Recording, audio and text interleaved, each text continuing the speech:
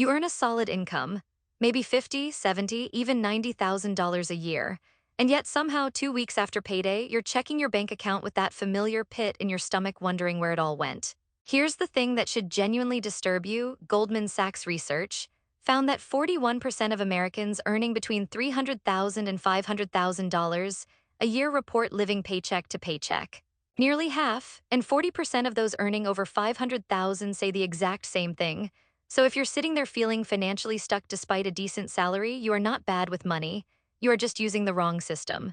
And today, we're fixing that completely. I've spent years studying how money actually flows through people's lives, what separates the people who build real wealth from those who earn great salaries and have nothing to show for it. And I can tell you with complete confidence that the gap between those two groups almost never comes down to income. It comes down to the order in which they handle their money when it arrives. Here's exactly what you're going to walk away with today.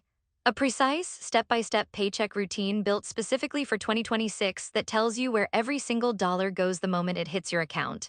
And stay with me until the end because the last point is genuinely the one that changes everything. Most people never figure it out. Let's get into it. Step 1, protect your credit before you do anything else. The very first thing that needs to happen every single pay period is making sure every minimum payment on every debt you carry gets covered. Credit cards, student loans, car payments, buy now pay later stuff, all of it. I know this sounds boring, but listen closely. Missing even one payment damages your credit score, and a damaged credit score creates a cascade of expensive problems that follow you for years.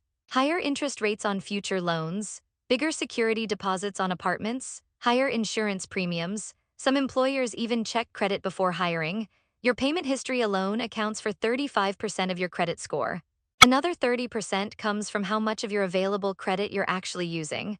Together, that's 65% of your score determined by two things you completely control. Set everything to autopay right now and never think about it again. This leads perfectly into the next piece, which is arguably the most powerful financial move you can make. Step 2, automate everything, and I mean everything.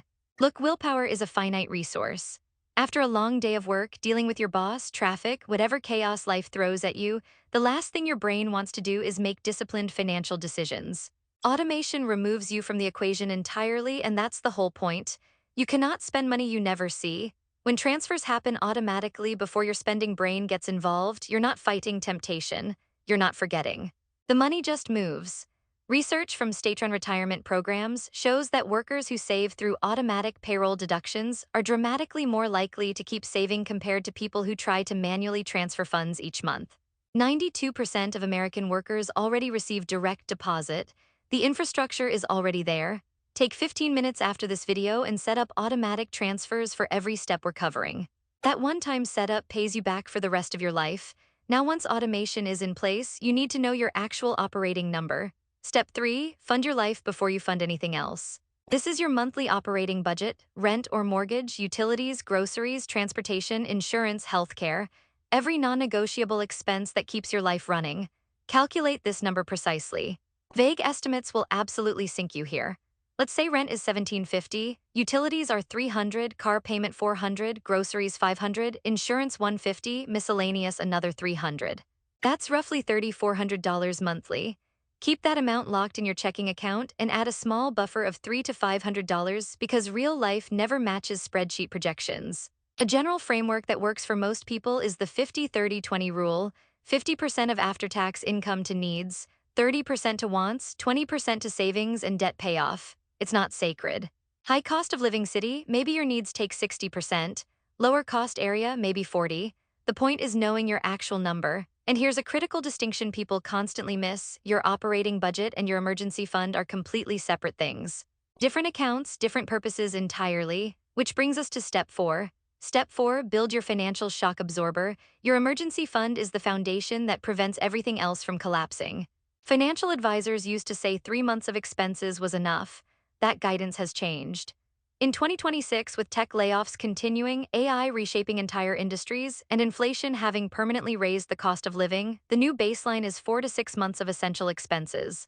If your monthly needs run $2,500, you're targeting $10,000 to $15,000 in this account.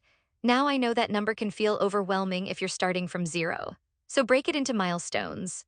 Get to 2,000 first, then 5,000, then 10, each one builds real momentum. And here's something most people completely waste: where you keep this money matters enormously. The national average savings account rate is currently around 0.39%.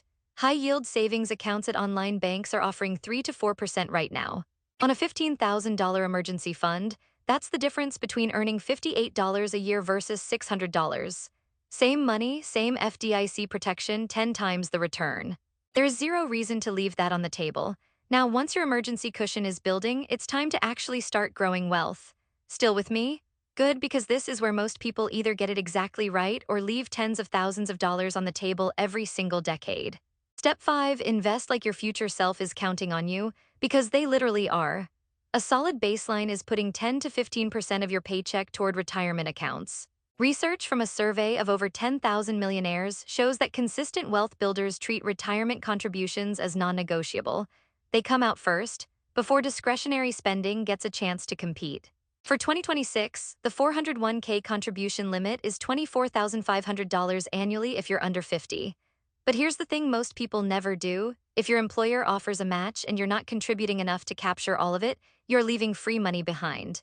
If your employer matches 50 cents on every dollar up to 6% of your salary, and you're only contributing 3%, you're walking away from guaranteed 50% returns before the market does anything. No investment on earth offers guaranteed 50% returns.